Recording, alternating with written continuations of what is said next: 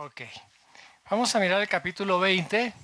Hoy vamos a estar compartiendo desde los versículos 11 al 31.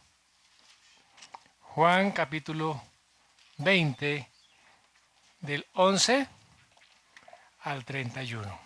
¿A todos? Dice así la palabra del Señor. Pero María estaba afuera llorando junto al sepulcro, y mientras lloraba se inclinó para mirar dentro del sepulcro, y vio a dos ángeles con vestiduras blancas que estaban sentados, el uno a la cabecera y el otro a los pies, donde el cuerpo de Jesús había sido puesto. Y le dijeron: Mujer, ¿por qué lloras? Les dijo: Porque se han llevado a mi Señor y no sé dónde le han puesto.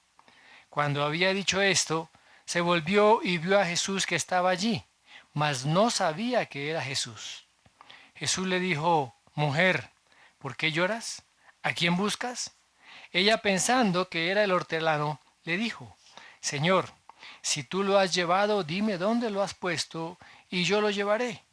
Jesús le dijo: María. Volviéndose ella le dijo: Raboni, que quiere decir maestro. Jesús le dijo: No me toques, porque aún no he subido a mi Padre. Mas ve a mis hermanos y diles: Subo a mi Padre y a vuestro Padre, a mi Dios y a vuestro Dios. Fue entonces, María Magdalena para dar a los discípulos las nuevas de que había visto al Señor y que Él le había dicho estas cosas.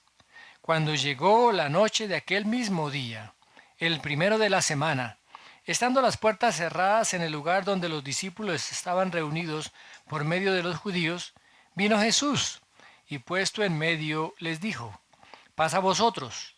Y cuando les hubo dicho esto, les mostró las manos y el costado. Y los discípulos se regocijaron viendo al Señor. Entonces Jesús les dijo otra vez: Pasa vosotros. Como me envió el Padre, así también yo os envío. Y habiendo dicho esto, sopló y les dijo: Recibid el Espíritu Santo. A quienes remitieseis los pecados les son remitidos, y a quienes se los retuvieseis les son retenidos.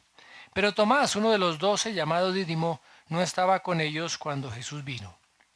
Le dijeron pues los otros discípulos: Al Señor hemos visto. Él les dijo: Si no viere en sus manos la señal de los clavos, y metiere mi dedo en el lugar de los clavos, y metiere mi mano en su costado, no creeré. 8 días después estaban otra vez los discípulos dentro, y con ellos Tomás. Llegó Jesús, estando las puertas cerradas, y se puso en medio y les dijo: Pasad vosotros. Luego dijo a Tomás: Pon aquí tu dedo, y mira mis manos, y acerca tu mano y métela en mi costado, y no seas incrédulo, sino creyente. Entonces Tomás respondió y le dijo: Señor mío y Dios mío. Jesús le dijo: Porque has visto, Tomás, creíste. Bienaventurados los que no vieron y creyeron. Hizo además Jesús muchas otras señales en presencia de sus discípulos, las cuales no están escritas en este libro, pero éstas se han escrito para que creáis que Jesús es el Cristo, el Hijo de Dios, y para que creyendo tengáis vida en su nombre. Amén. A través de la resurrección del Señor Jesucristo, se da una afirmación acerca de la expiación que el Señor Jesucristo realizó allí en la cruz. Eh, Cuando Dios el Padre levanta de los muertos a el Señor Jesucristo, Él realmente lo está declarando como ese sacrificio completo, como esa propiciación por los pecados del pueblo, por los pecados del mundo, y estaba también declarando que la ley, las demandas de Dios Padre estaban satisfechas, que las exigencias de la ley habían sido ya pagadas. Por eso el apóstol Pablo allá en Romanos 4:25 dice: Jesús fue entregado por nuestras transgresiones y resucitado para nuestra justificación. Fíjese que la resurrección también está demostrando que ese pecado fue expiado, que la muerte fue conquistada. Y ahora el Señor entrega vida y vida eterna. Ahora, es totalmente imposible que nosotros creamos en el Señor Jesucristo, en ese Salvador y Mesías de la Biblia, si nosotros no creemos en su resurrección. Pretender rechazar la resurrección del Señor Jesús es hablar de otro Jesús, es hablar de otro Cristo, de un Cristo tal vez imaginario. Es decir, que Dios es un Dios mentiroso, porque el mismo Padre lo declaró hijo suyo, lo que dice Romanos 1:4. Dice que fue declarado hijo de Dios con poder, según el Espíritu de Santidad, por la resurrección de entre los muertos. O sea, quienes rechazan la resurrección del Señor Jesucristo simplemente no son salvos. Porque sin resurrección, pues no hay cristianismo, mis hermanos. No hay cristianismo. Y la resurrección realmente es la prueba irrefutable de que Jesucristo es el Hijo de Dios, de que Jesucristo es el Mesías. Miremos lo que dice allá en Mateo 12:38 al 40, cuando fue confrontado por algunos de los escribas. Dice, algunos de los escribas y los fariseos pues le decían, maestro, deseamos ver de ti señal. Él le respondió y les dijo, la generación mala y adúltera demanda señal, pero señal no le será dada, sino la señal del profeta Jonás. Porque como estuvo Jonás en el vientre del gran pez 3 días y 3 noches, así estará el Hijo del Hombre en el corazón de la tierra 3 días y 3 noches. El Señor Jesucristo estaba afirmando lo que ocurriría próximamente con respecto a su propio cuerpo, que sería resucitado. También allí en Juan 2:18 al 22 dice lo siguiente, y los judíos respondieron y le dijeron, ¿qué señal nos muestras ya que haces esto? Respondió Jesús y les dijo, destruid este templo y en 3 días lo levantaré. Dijeron luego los judíos, en 46 años fue edificado este templo y tú en 3 días lo levantarás. Mas él hablaba del templo de su cuerpo. Por tanto, cuando resucitó de entre los muertos, sus discípulos se acordaron que había dicho esto y creyeron la escritura y la palabra que Jesús había dicho. Negar la resurrección del Señor Jesucristo es hacer del Señor Jesucristo un mentiroso. ¿Sí? Ahora, sin la resurrección de Jesucristo, no hay evangelio. Una de las verdades esenciales del evangelio, uno de los aspectos fundamentales del evangelio es precisamente la resurrección. La resurrección. Miremos lo que dice el apóstol Pablo allá en Primera de Corintios, capítulo 15, versos 14 y versos 16 al 19. Dice, y si Cristo no resucitó, vana es entonces nuestra predicación. Vana también es nuestra fe. Verso 16. Porque si los muertos no resucitan, tampoco Cristo resucitó. Y si Cristo no resucitó, nuestra fe es vana. Aún estáis en vuestros pecados. Entonces también los que durmieron en Cristo perecieron. Si en esta vida solamente esperamos en Cristo, somos los más dignos de conmiseración de todos los hombres. Ahora, el querer pasar por alto toda la evidencia histórica que hay con respecto a la resurrección de el Señor Jesucristo, pues es negar precisamente hechos históricos. Históricamente se habla de que el Señor Jesucristo murió, que el Señor Jesucristo fue sepultado y que a los 3 días realmente la tumba estaba vacía. No porque se hubieran llevado su cuerpo, sino porque Él estaba vivo, había resucitado. Y la única verdad realmente histórica que puede aceptarse es que Cristo resucitó. Hay algunos pensadores, filósofos y algunos, incluso algunos teólogos, que se niegan a aceptar la resurrección de Jesucristo. Y se han planteado varias teorías. La teoría del desvanecimiento, la teoría de que él estaba en shock y otro poco de teorías que realmente no vale la pena en este momento tocarlas. Pero cuando nosotros vamos a la escritura y a los hechos históricos, vemos cómo esa seguridad de la resurrección está absolutamente documentada en escritos históricos y principalmente en los escritos de los evangelios. Y estaba profetizada también en los libros de los profetas y en los libros también de los salmos. Muy bien. Ahora, fíjese que eso no es algo nuevo. No es algo nuevo, no es algo de la era moderna no. El querer negar la resurrección de Jesucristo viene desde los mismos tiempos, desde el mismo día en que el Señor Jesucristo resucitó. Los primeros que negaron la resurrección de Jesucristo fueron las mismas autoridades judías. Miremos lo que dice Mateo, Mateo capítulo 28. Y mientras ellas iban, he aquí algunos de la guardia fueron a la ciudad e informaron a los principales sacerdotes de todo lo que había sucedido. Y después de reunirse con los ancianos y deliberar con ellos, dieron una gran cantidad de dinero a los soldados. La corrupción no es nueva, ¿no?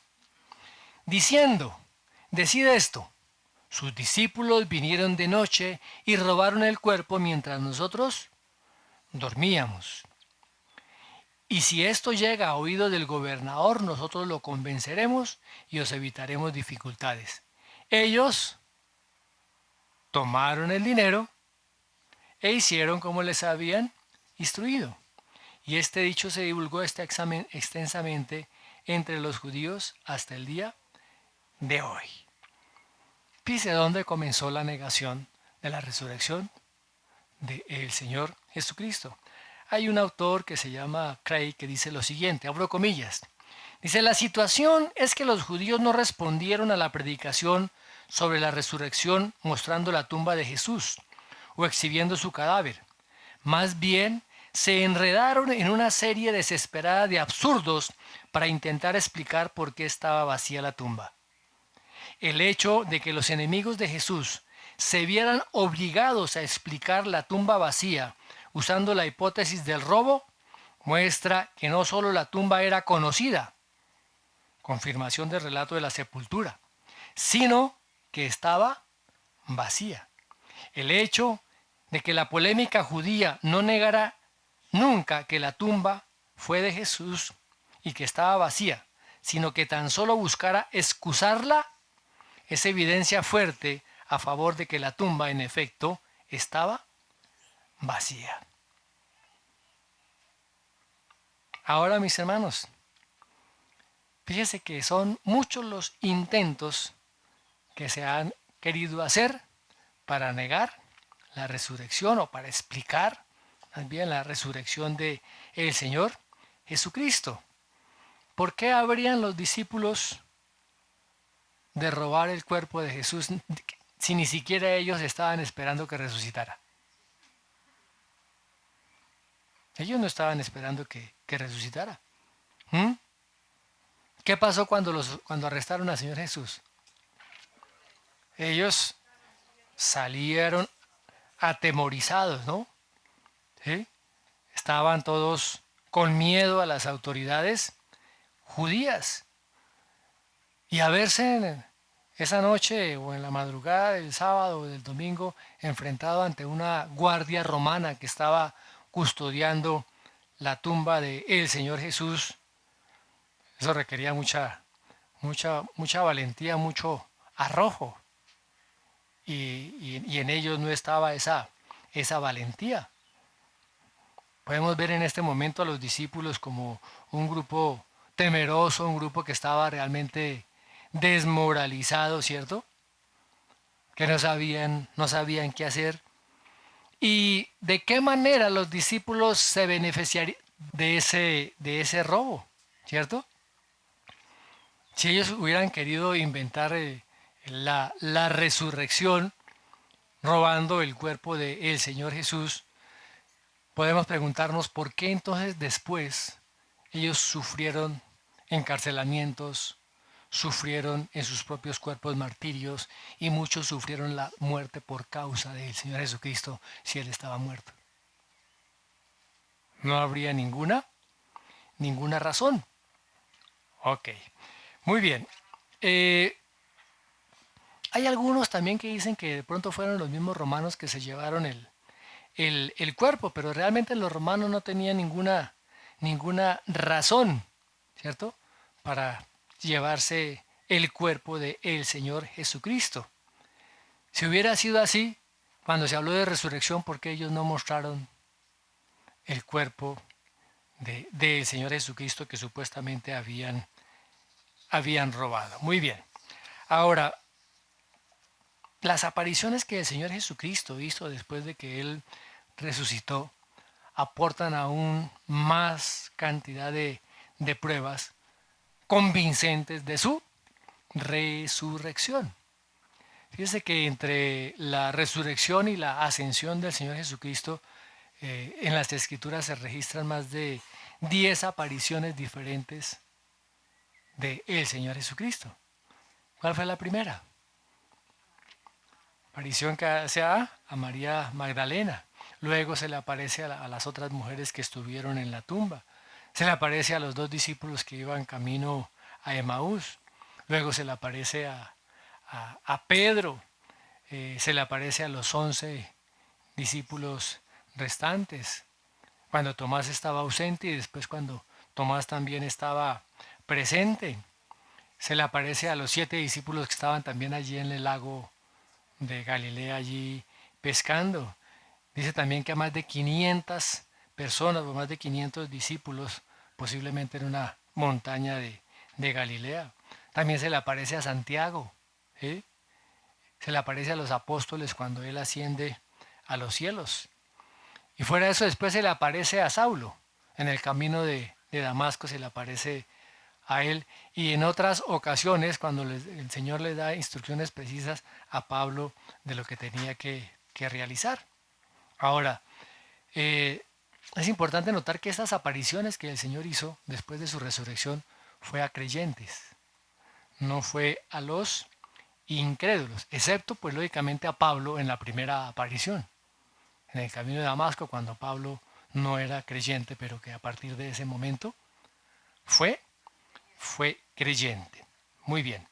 Ahora, ¿cuál es el método normal para alcanzar a los perdidos? A veces pensamos que los perdidos se van a convertir cuando ven milagros, cuando ven cosas espectaculares, cuando ven apariciones. Y eso no es así. Hoy en día que tanto se promueven que los cultos de milagros y que los cultos de señales y de prodigios y de sanidades, hermanos, pero eso no es predicar el Evangelio. Eso es simplemente querer utilizar esos milagros para que supuestamente la gente crea. Pero la palabra no dice eso. La palabra dice que la gente se va a convertir por causa de que escuchan el Evangelio, como dice Pablo. No me avergüenzo del Evangelio porque el Evangelio es poder de Dios para salvación, para todo aquel que en Él cree. ¿Sí? Fíjense que durante el ministerio del Señor Jesucristo, Él realizó muchísimos milagros. Y si eso hubiera sido así, que Él realizó los milagros para que la gente creyera, hubieran sido muchísimos los que hubieran creído, los que se hubieran convencido de la deidad del Señor Jesucristo. Miremos lo que dice allá Juan 12:37. Porque a veces nos equivocamos en eso, ¿no? No es a través de los milagros, no es a través de las señales que la gente va a creer, la gente va a ser salva solamente por la predicación del Evangelio del Reino de los Cielos. ¿Qué dice Juan 12:37? Pero aunque había hecho tantas señales delante de ellos, no creían en él. Y el mismo Señor Jesucristo les dijo, mire, si viene alguien que resucite de los muertos y les predique, tampoco van a creer. Miremos lo que dice allá en Lucas 16:31.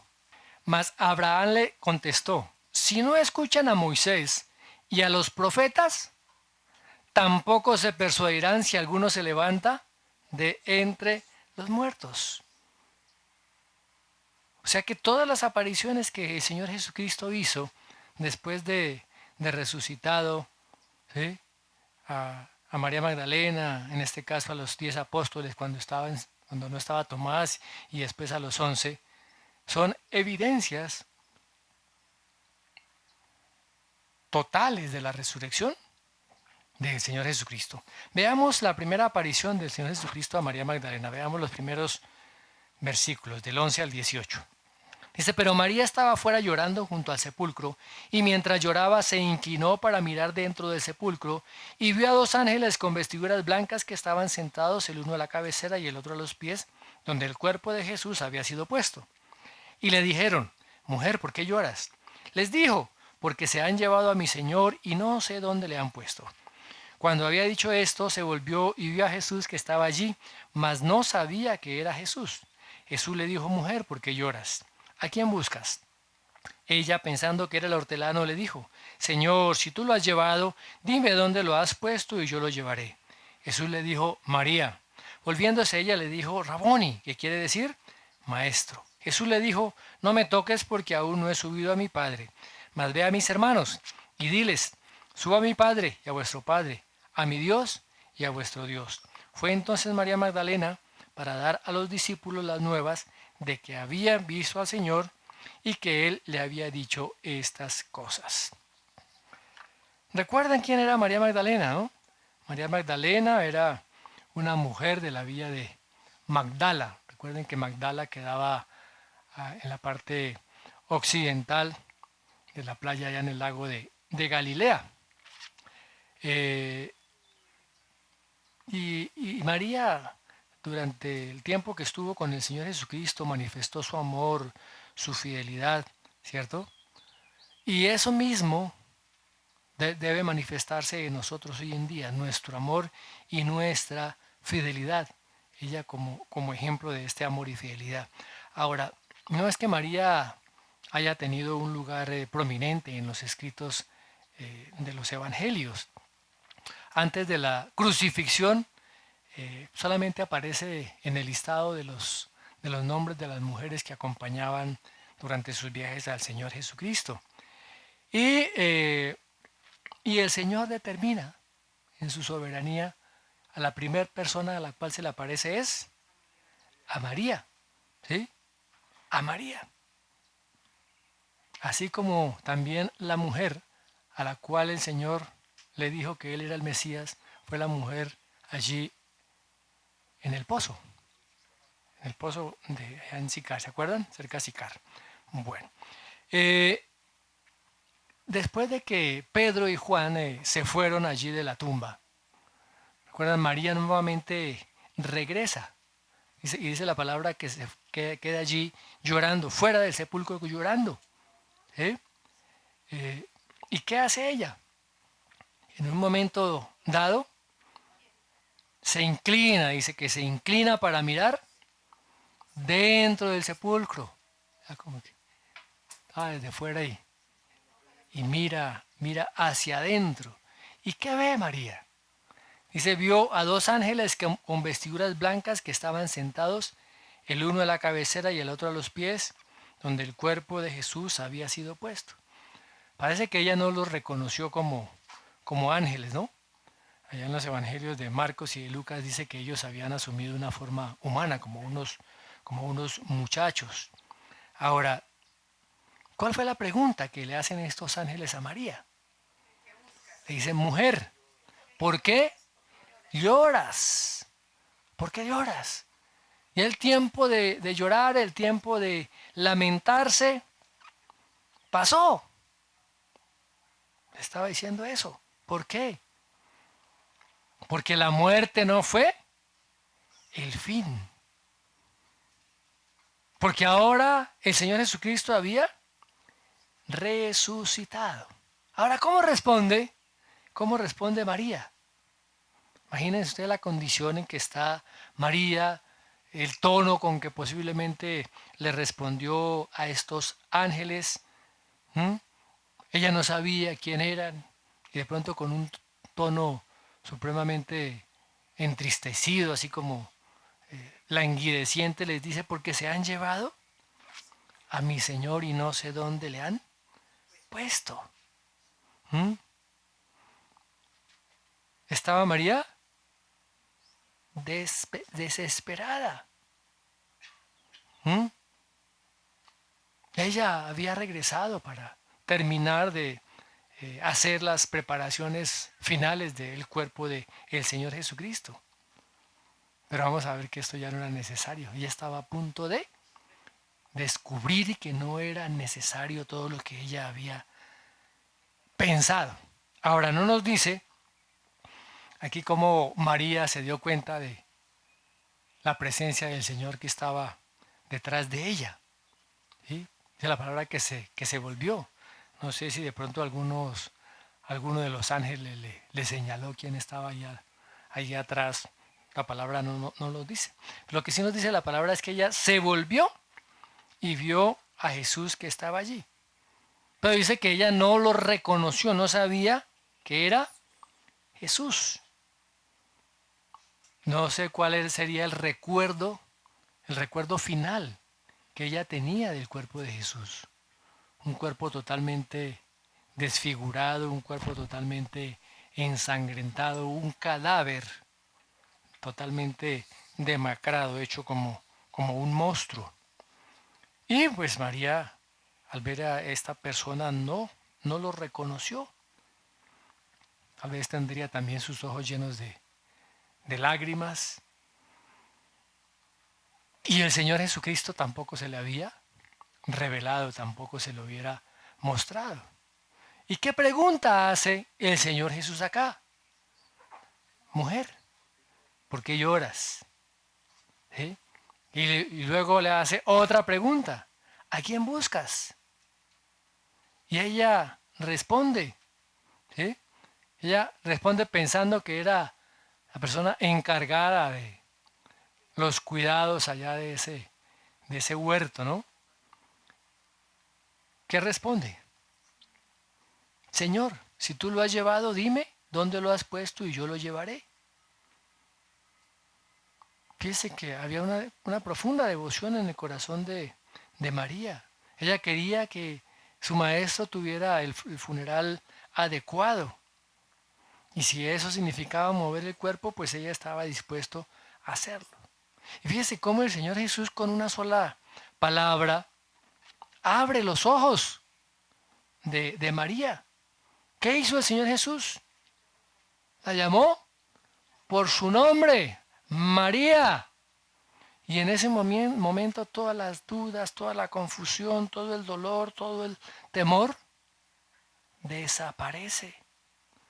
Y ella se voltea y lo mira y le dice ¿qué? Raboni, que es una forma más fuerte de decir maestro. Es una forma más reverente, más suprema, de mucho más valor, de mucho más honor. ¿Qué podía estar experimentando ella allí en su interior? Una mezcla de alegría, una mezcla de alivio, de gozo. Y dice la palabra que ella cayó de asombro a las rodillas, sobre sus rodillas, cayó a los pies del Maestro. Y se aferró al Señor Jesús. ¿Y qué dice el Señor Jesús? No me toques porque aún no he subido a mi Padre. ¡Wow! ¿Qué quería María? Abrazarlo, que no se fuera nuevamente, no volver a perderlo, ¿no? No volver a perderlo. Pero recuerde que el Señor Jesucristo estaría otros 40 días, o unos 40 días, manifestándose todavía a sus discípulos. Muy bien. Ahora, ¿qué hace María? Pues acata la orden que el Señor Jesús le da. ¿Cuál es la orden que el Señor Jesús le da? Dice, ve a mis hermanos y diles, subo a mi Padre y a vuestro Padre, a mi Dios y a vuestro Dios. Fíjense que es la primera vez, mis amados hermanos, donde el Señor Jesucristo llama a sus discípulos hermanos. ¡Wow! Antes había dicho que eran siervos, antes los había manifestado como amigos, ¿sí? Pero a través de esa obra de redención, de la muerte, sepultura y resurrección del Señor Jesucristo, hace que haya una nueva relación entre nosotros y el Padre, entre nosotros y Cristo. Ahora, con respecto a Cristo, Él nos llama hermanos. Y con respecto al Padre, Él nos está diciendo que nosotros somos hijos y que por ende Él es nuestro Padre. Comienza una nueva relación. Una nueva relación. Por eso es que ya no estamos lejanos. Porque ahora somos incorporados a la familia de Dios. Porque ahora tenemos redención por su sangre, el perdón de los pecados. Su gracia nos ha alcanzado. Ahora somos adoptados como hijos de Dios. Ahora somos salvos. Por eso la palabra dice que el Señor no se avergüenza de llamarlos hermanos, allá en Hebreos 2:11. Y también dice que Él es el primogénito entre muchos hermanos. Y fíjese cómo el Señor resalta nuevamente este mensaje. Mi Padre y a vuestro Padre. A mi Dios y a vuestro Dios. Soy su hijo y ustedes ahora son hijos de Dios. Él es mi Dios y ahora Él también es su Dios. ¿Y qué hace María Magdalena? Fue entonces María Magdalena para dar a los discípulos las buenas que había visto al Señor y que Él le había dicho estas cosas. ¿Y cómo respondieron los discípulos del Señor? ¿Ah? Está como loca. ¿Sí? No creían. Miremos lo que dice allá en el 24:11, perdón, Lucas 24:11.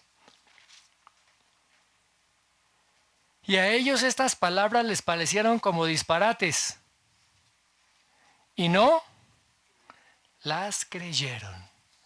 No le creyeron ni a María ni a las otras mujeres que habían también dado testimonio y que habían visto al Señor Jesucristo resucitado. Continuamos. Fíjense cómo el Señor Jesucristo ahora se aparece a 10 de sus discípulos. Versículos 19 al 23. Cuando llegó la noche de aquel mismo día, el primero de la semana, estando las puertas cerradas en el lugar donde los discípulos estaban reunidos por miedo de los judíos, vino Jesús y puesto en medio les dijo, paz a vosotros. Y cuando les hubo dicho esto, les mostró sus manos y el costado. Y los discípulos se regocijaron viendo al Señor. Entonces Jesús les dijo otra vez, paz a vosotros. Como me envió el Padre, así también yo os envío. Y habiendo dicho esto, sopló y les dijo, recibid el Espíritu Santo. A quienes remitieseis los pecados les son remitidos, y a quienes se los retuvieseis les son retenidos. Fíjense que aquí en ese momento ya la escena cambia, ¿no? aunque estamos en el mismo día, el primer día de la semana, el día domingo, ¿sí?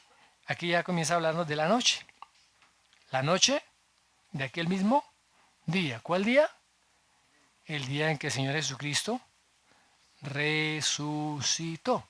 Estaban 10 de sus discípulos allí reunidos, no se dice específicamente cuál era el lugar, posiblemente el lugar de donde fue la última cena, pero la palabra no nos lo especifica. Pero sí dice que las puertas estaban cerradas, las puertas estaban aseguradas. ¿Y por qué estaban allí los discípulos? Dice, por miedo de los judíos. Ellos estaban esperando que en cualquier momento llegara la guardia del templo, golpearan las puertas o tumbaran las puertas y se los llevaran también a ellos presos, ¿cierto? Para terminar con todo ese movimiento que el Señor Jesucristo había comenzado. Ahora, en sus corazones había temor. Y no era algo, este pensamiento de los discípulos no era algo que estuviera fuera de foco. Era posible que eso se pudiera dar. Pero ocurre algo mucho más sorprendente, ¿eh? Que la llegada de los oficiales. Dice que vino Jesús y se puso en medio de ellos.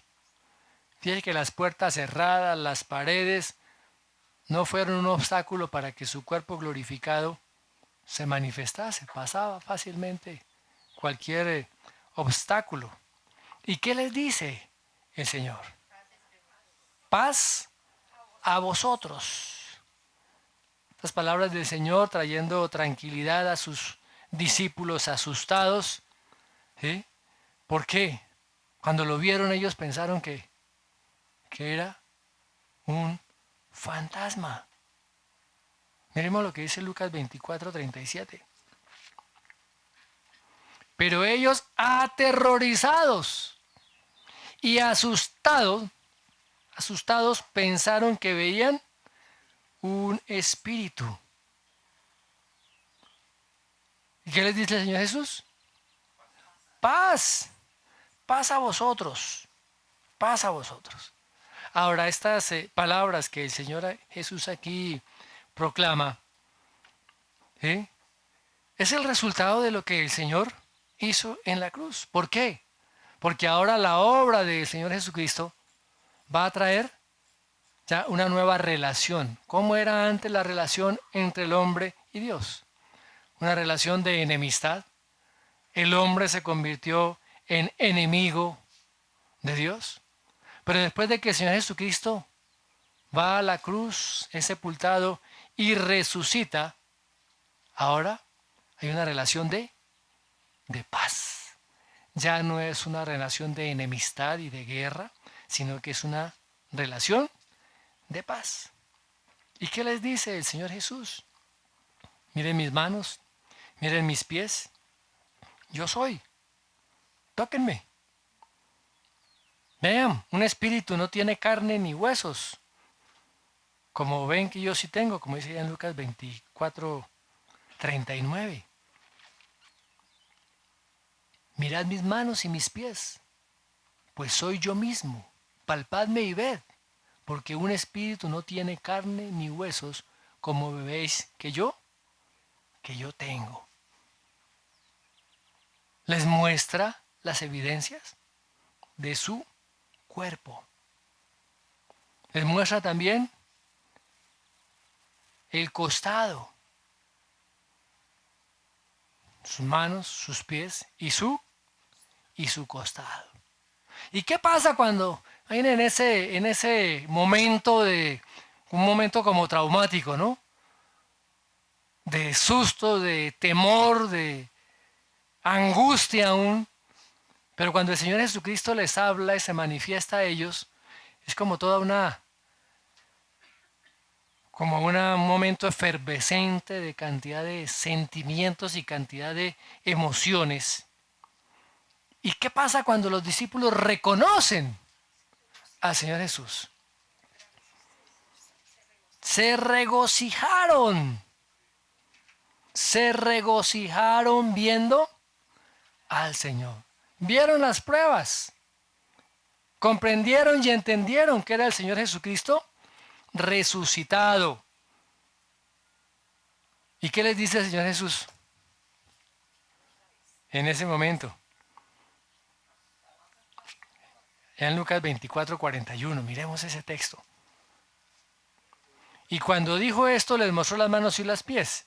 Como ellos todavía no lo creían a causa de la alegría y que estaban asombrados, les dijo, ¿tenéis algo aquí para comer? Entonces ellos le presentaron parte de un pescado asado, y él lo tomó y lo comió delante de ellos. ¿Se convencen? Tengo un cuerpo glorificado. Ya cuando los discípulos estaban convencidos de que era realmente el Señor Jesucristo, el Señor procede a darles algunas instrucciones y a prometerles el poder que vendría. Un avance de esa gran comisión que vimos allá en Mateo capítulo 28. ¿Y qué les dice el Señor Jesús? Dice, como me envió el Padre, así también yo os envío. ¿A qué fue enviado el Señor Jesucristo? A anunciar el Evangelio, a manifestar el Evangelio, porque Él mismo era el Evangelio. Ahora a nosotros nos corresponde también anunciar el Evangelio. Ojo, mis amados hermanos, es una tarea que tenemos nosotros que realizar permanentemente. Se nos manda, se nos ordena, se nos comisiona, se nos da las instrucciones. Somos enviados. Diga ya dónde está usted, soy enviado. Es que cuando decimos somos, ahí entre todos, ¿no? Ahí vamos, no. Soy enviado. Tú eres enviado a tu familia. Eres enviado a tus vecinos. Eres enviado a las personas donde laboras, donde trabajas. Eres enviado al grupo de conocidos. Allá es donde cada uno de nosotros hemos sido enviados, y es allí donde nosotros tenemos que hacer la labor. ¿Cuál labor? Predicar el Evangelio, ir y hacer discípulos. Es una comisión, una misión que tenemos que hacer todos. A veces se piensa que el único que tiene que trabajar en la obra del Señor es el pastor. Yo con que vaya el domingo, tranquilo, voy a la iglesia y que el pastor haga su trabajo, al fin y al cabo él es el llamado, ¿cierto? Mis hermanos, cada uno de nosotros hemos sido llamados, hemos sido escogidos y hemos sido declarados testigos, comisionados para realizar la obra de la predicación del Evangelio. Por eso es que Él nos da el poder. ¿El poder para qué? Para ser testigos. Y recibiréis poder cuando venga sobre vosotros el Espíritu Santo. Y me seréis testigos. ¿Sabe cuál es la evidencia real de que una persona tiene el Espíritu Santo? En que esa persona está siendo testigo donde quiera que está. Mis hermanos, pero si somos de los que estamos callados, de los que no decimos palabras, y la gente que está a nuestro lado se está perdiendo, se está yendo al infierno y se está muriendo, y nosotros no hablamos, no estamos dejando que la manifestación del poder del Espíritu Santo obre a través de nosotros para que por el Evangelio esa persona crea y se arrepienta. Ojo, porque posiblemente podemos estar condenando a muchos al infierno por causa de nuestra negligencia. ¿Cuántas personas conocidas a su alrededor han muerto? ¿Y a cuántas personas de esas usted le ha llevado el Evangelio? O tiene más bien como un pesar por allá en su corazón. Ay, sí, había podido compartir el Evangelio, pero no, se murió y no pudimos. Se murió. ¿Para dónde se fue? Al infierno, mis amados hermanos. No sé si es que no haya esa sensibilidad en nuestro corazón y ese dolor por las personas que se están perdiendo. ¿Cuántas personas hay en su familia que no conocen del Señor? ¿Cuántas? ¿Y qué estamos haciendo? La palabra dice que tenemos que predicar a tiempo y a destiempo. Que muchos aún de nuestros familiares nos van a despreciar por causa de la predicación del Evangelio. Pero a veces como no queremos incomodar a nuestros familiares, entonces mejor no hablemos de esos temas. Nos toca. No hay opción porque tenemos una comisión que tenemos que llevar a cabo. ¿Cómo usted sabe si a través de la predicación uno de esos familiares que no cree comienza a entender y los ojos de su entendimiento son abiertos y se salva? Pero no, es que esos en la universidad no creen. Es que en mi trabajo esos son puros ateos. Estamos nosotros sacando excusas para llevar a cabo la comisión que el Señor nos ha dado. Ahora, esta promesa que el Señor hace acá, ¿sí?, con respecto a que reciban el Espíritu Santo, les sopló, dice, y recibid el Espíritu Santo, es un símbolo profético de lo que vendría unos días más adelante. Recuerden que en el Antiguo Testamento se manifestaban símbolos proféticos de lo que vendría. Cuando Cristo sopla, no impartió literalmente el Espíritu Santo a los que estaban allí. Más bien lo que estaba era declarando lo que ocurriría más adelante. ¿Cuándo? En el día de Pentecostés. ¿Cuántos discípulos estaban aquí presentes? 10, ¿no? Porque Tomás no estaba y Judas ya había muerto. El único que no estaba presente pues era Tomás. Tomás no estaba ahí. Muy bien. Ahora, vemos que hasta ese momento los evangelios son claros en afirmar que aún no había venido el Espíritu Santo. Miremos lo que dice Juan 7:39. Dice, pero él decía esto del Espíritu, que los que habían creído en él habían de recibir, porque el Espíritu no había sido dado todavía, pues Jesús aún no había sido glorificado. ¿Cuándo viene el Espíritu Santo? ¿Cuándo viene esa promesa del Padre para los creyentes? Primero el Señor Jesucristo necesitaba ser glorificado. Y Él se va y es glorificado. Y en el día de Pentecostés viene la promesa del Espíritu Santo. Como ese sello que el Señor pone en la vida de cada creyente, como esa señal del nuevo pacto, de la nueva relación. Ahora el Espíritu Santo, las arras del Espíritu están en cada uno de los creyentes. Hay una relación personal, hay una relación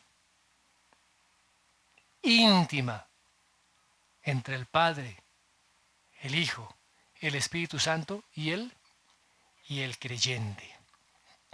Aquí se da la transformación entre los dos pactos, entre el pacto de la ley y el pacto de la gracia. Muy bien. Ahora, ¿qué pasa, mis amados hermanos, luego? ¿Qué sigue diciendo la palabra? Dice, a quienes remitiese los pecados les son remitidos y a quienes se los retuviese les son retenidos. La Iglesia Católica Romana ha malinterpretado mal este texto, ¿sí? Ellos piensan que son los sacerdotes los que tienen la autoridad para perdonar los pecados, ¿sí? Que la Iglesia es la que tiene la autoridad para perdonar los pecados. Pero las palabras, las escrituras enseñan que solamente Dios es quien perdona los pecados.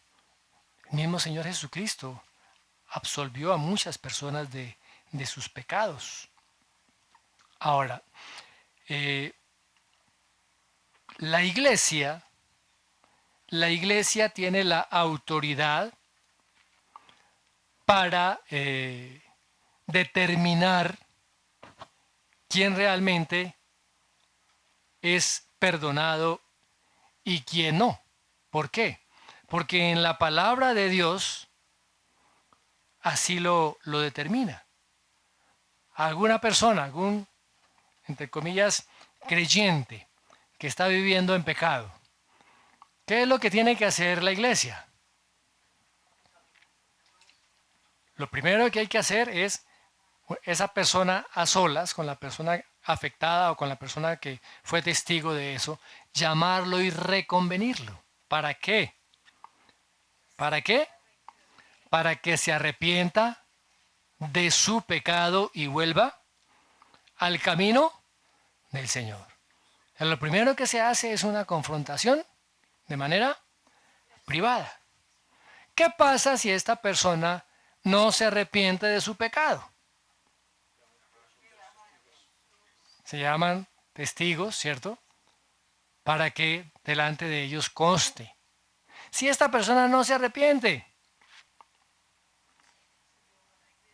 entonces de manera pública delante de la iglesia se debe anunciar que esta persona no ha querido arrepentirse de sus pecados y que ahora ya no es parte de la iglesia, que debe ser tratado como un incrédulo. Ahora, ¿eso es obligación de la iglesia? Porque la iglesia tiene que llamar al pecador al arrepentimiento. ¿Por qué? ¿Porque es que a mí me parece? No, porque está violando los principios de la palabra de Dios. O sea, no se trata de lo que a mí me parece o de lo que yo quiero. El Señor nos ha dado su palabra. Y esta es la norma suprema para juzgar. Ojo, porque es que a veces se entiende mal lo que es juzgar. La iglesia tiene que juzgar. Tiene que juzgar con base en la palabra de Dios. O sea, la autoridad no viene de parte nuestra. La autoridad para juzgar viene de parte de Dios por medio de su palabra. No se trata de nuestra justicia personal o de lo que a mí me parece o de los dones que yo tengo. No, se trata de lo que dice la palabra de Dios, porque la palabra de Dios es la autoridad. ¿Hasta ahí estamos bien? Ahora, lo que dice la palabra tenemos que afirmarlo de manera categórica. Ahí no podemos ser aguas tibias. Lo que la Escritura proclama, anuncia, dice, es una verdad absoluta. Y tenemos que declararlo. Y no tenemos por qué disculparnos ante el mundo de llamar pecado a lo que se llama pecado, lo que la Escritura llama pecado. Hoy en día quieren ponerle nuevos nombres al pecado. ideología de género, libre desarrollo de la personalidad y una cantidad de nombres que quieren tapar lo asqueroso del pecado. Pero no por eso deja de ser.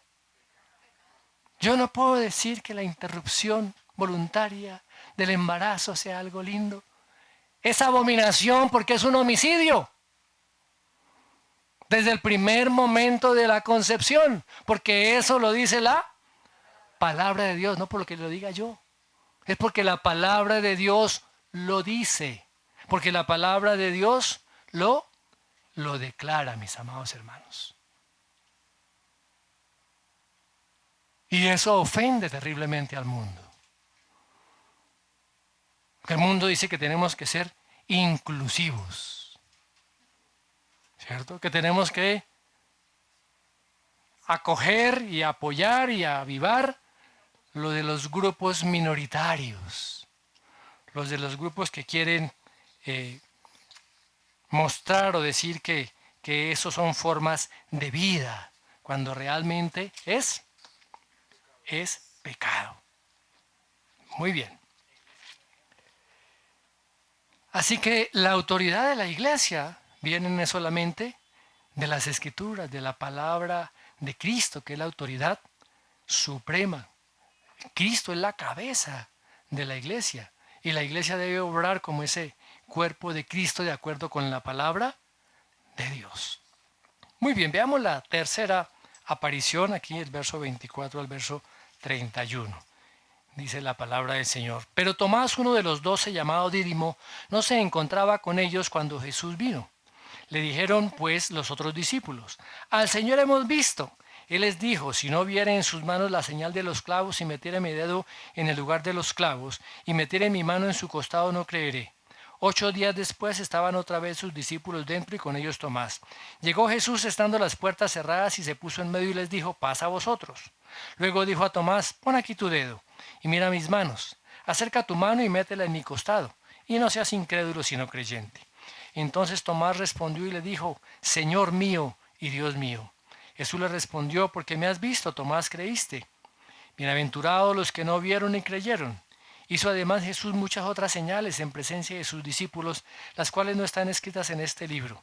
Pero éstas se han escrito para que creáis que Jesús es el Cristo, el Hijo de Dios, y para que creyendo tengáis vida en su nombre.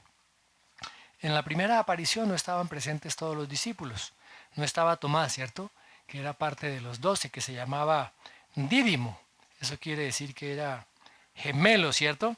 Y el relato del hermano no aparece pues aquí en las escrituras. Muy bien. Parece que Tomás era muy pesimista, ¿no? Era el que veía el punto negro en la hoja blanca, ¿no? ¿A cuántos les gusta aquí Winnie Pooh? ¿Cuántos vieron Winnie Pooh aquí? ¿Sí vieron Winnie Pooh o no? ¿Sí? ¿Quién era el pesimista de Winnie Pooh? El burro, ¿cierto? El burro, Igor, siempre veía las cosas negativas, siempre andaba como melancólico, siempre estaba viendo que las cosas no iban a resultar bien. Bueno, mejor dicho, ahora, parece que Tomás era parecido, ¿no? Era parecido. Ahora, la primera mención de que se hace de Tomás en el Evangelio de Juan es con respecto a la resurrección de Lázaro. Recuerdan que el Señor Jesucristo tenía que regresar a las cercanías de Jerusalén, donde los fariseos hacía poco tiempo habían intentado matarlo. ¿Y qué dice Tomás? Pues vamos también nosotros para que muramos con él. Fíjense que a pesar de que era un poco pesimista, también era un hombre valiente, ¿cierto? Valiente. estaba decidido a ofrecer su vida por el Señor. Si no había más esperanzas, pues qué carambas. Pues vamos juntamente con ello, ofrecemos nuestra vida. O sea que en el corazón de Tomás había un fuerte amor hacia el Señor. Prefería morir con Él en vez de estar separado de Él. Después Tomás aparece ya en el aposento alto, en otra versión de mención de Juan, cuando el Señor Jesucristo dice que Él va a partir. ¿Y qué dice Tomás? Señor, ¿no sabemos a dónde vas? ¿Cómo pues podemos saber cuál es el camino? Otra vez Tomás ahí, ¿no? Inquieto también Tomás, porque él quería estar con el Señor. Yo voy contigo, pero muéstranos cuál es el camino. Así era el amor que había en el corazón de Tomás por su Señor. Ahora, ¿qué tan bueno fue que Tomás se haya perdido esa primera aparición del Señor? ¿Por qué no estaba allí? ¿Será por su propia condición de pesimista? ¿Sería que estaba en algún otro lado lamentándose? ¿Quería estar solo? Pues no sabemos, ¿no? No sabemos. De pronto Tomás se sintió solo, se sintió traicionado, se sintió abandonado, con sus esperanzas rotas, deshechas. ¿Mm? Posiblemente aquel que había amado tanto a su Señor, ahora su Señor se había ido, su corazón estaría desgarrado, quizás no quería la compañía en ese momento de nadie, quería de pronto estar solo. Ahora, pero cuando Tomás regresa, dice que los otros discípulos le dijeron al Señor, hemos visto. Tomás no estaba convencido de que podría volver a ver al Señor Jesús. ¿Mm? Y no dijo, no, ya una vez me cortaron las alas de mis esperanzas, no voy a dejármelas cortar otra vez. ¿Y qué es lo que dice? Si no viera en sus manos la señal de los clavos y metiere mi dedo en el lugar de los clavos y metiere mi mano en su costado, no creeré. Tal vez por eso es que a Tomás es conocido como el incrédulo, ¿no? Pero resulta que los demás no eran. ¿Mm?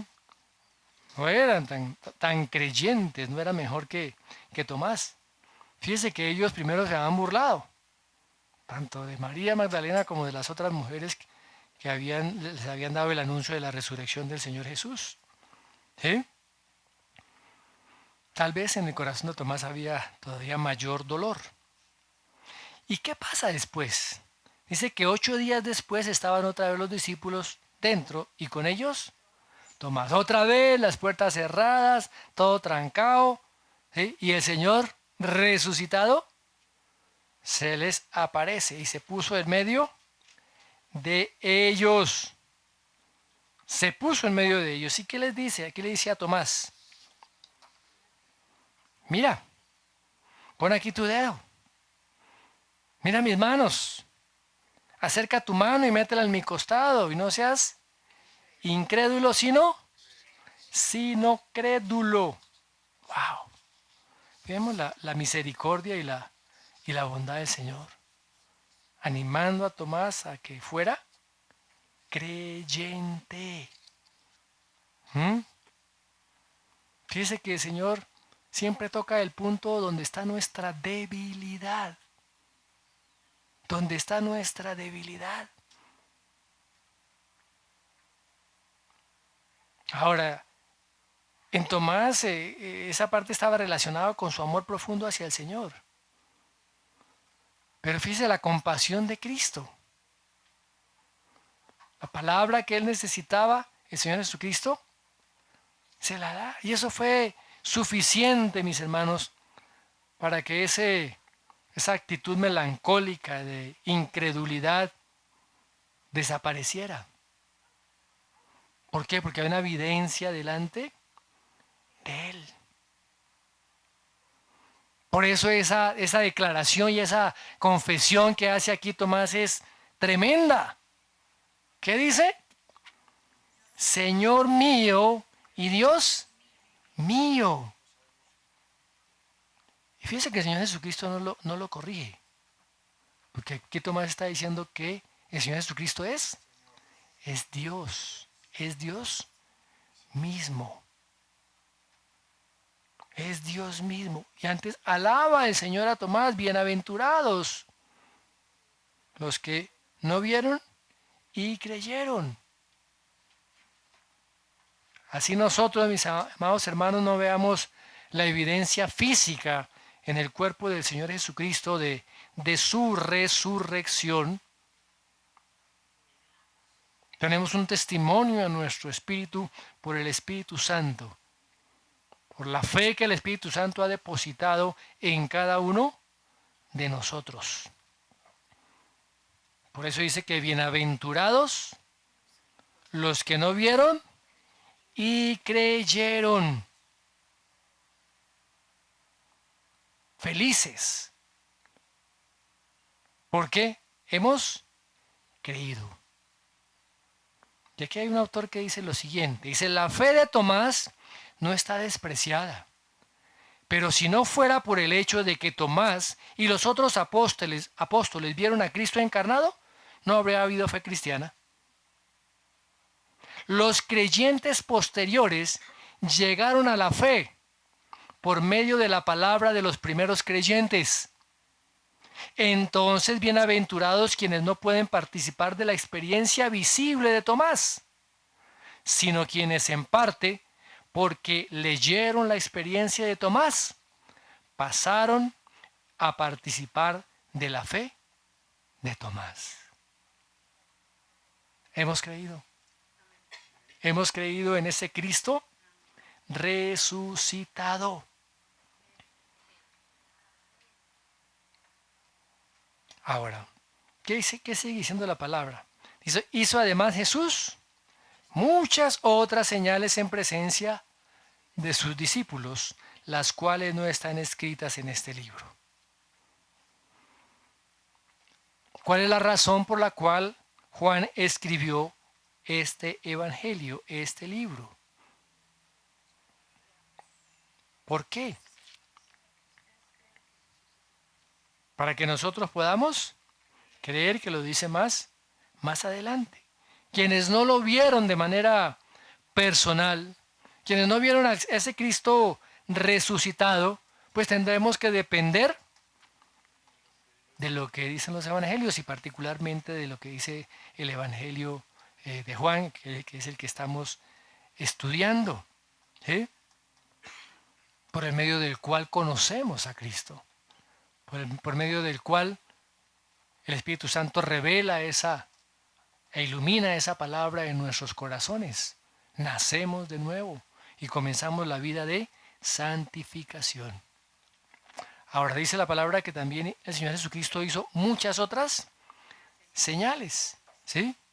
Muchas más señales, no solamente las que están registradas aquí del capítulo 2 al capítulo 12 de Juan, las mencionadas también en los otros evangelios, incluida la señal más grande. ¿Cuál es? La señal de su resurrección. La señal de su resurrección. Muy bien. ¿Y qué sigue diciendo? Dice, pero estas se han escrito para que creáis que Jesús es el Cristo, el Hijo de Dios, y para que creyendo tengáis vida en su nombre. Fíjese que este es el resumen de la razón por la cual Juan escribió el Evangelio de Juan. Creer en Jesucristo como ese Dios encarnado. Creer que Jesucristo es el Cordero de Dios que quita el pecado del mundo. Creer que Él es la resurrección y la vida. Creer que a través de Él somos perdonados y que tenemos nosotros vida eterna. El Evangelio de Juan es un evangelio muy evangelístico. muy evangelístico. Y un autor, Carson, dice lo siguiente con respecto a esto, abro comillas: el propósito de Juan no es académico. Escribe para que hombres y mujeres crean cierta verdad proposicional, la verdad de que Cristo, el Hijo de Dios, es Jesús. El Jesús retratado en este Evangelio. Pero tal fe no es un fin en sí mismo. Está dirigida hacia la meta de la salvación personal y escatológica, para que creyendo tengáis vida en su nombre. Este sigue siendo el propósito de este libro hoy día y está en el centro de la misión cristiana. Conocemos el Evangelio de Juan. Proclamemos el Evangelio. Proclamemos el mensaje del Evangelio del Reino. Mis hermanos, que en este tiempo, este año, haya metas en nuestro corazón de decir: Señor, dame la oportunidad de poder hacer discípulos. Que a los que les lleve el mensaje, a muchos de los que les lleve el mensaje, te puedan conocer a ti. Mis amados hermanos, no podemos pasar más tiempo indiferentes ante el llamado que Dios nos ha comisionado, ante la labor que tenemos que hacer. La gente se está perdiendo. La gente está yendo directamente al infierno por la eternidad. Y a nosotros se nos ha confiado la palabra de verdad, el mensaje de salvación, que está en nuestra boca. Por eso tenemos que anunciarlo. Cuando usted esté esta semana a alguien que no conoce el Evangelio, pregúntese: ¿he sido llamado a predicar a este el Evangelio? Y tendremos que decir definitivamente: sí. Pero no es tiempo. No importa, porque también tenemos que predicar el Evangelio a destiempo. A tiempo y fuera de tiempo. Todavía tenemos la oportunidad. Y todavía tienen estas personas la oportunidad de que sean salvas. ¿De quién depende? De que seamos instrumentos obedientes en las manos del Señor. Padre, te damos gracias. Gracias por tu palabra. Gracias por ese Cristo resucitado, Señor. Gracias, amado Dios, porque podemos ahora ser testigos. Nos has comisionado a ser testigos de estas verdades eternas. Y gracias porque por la resurrección del Señor Jesucristo, ahora, Señor, nos has hecho tus hermanos. Nos has hecho hijos del Padre. Gracias, Padre, por aceptarnos en tu familia. Gracias por lavarnos, por limpiarnos por la obra de Cristo. Y, Señor, clamamos a ti que pongas de nuevo en nuestra boca, arrojo en nuestro corazón, decisión y una voluntad firme para predicar tu palabra cada día de nuestras vidas. Y para que como hombres y mujeres sabios podamos hacer discípulos a los que están alrededor nuestro. Gracias, Padre, en el nombre de Jesús. Amén y amén.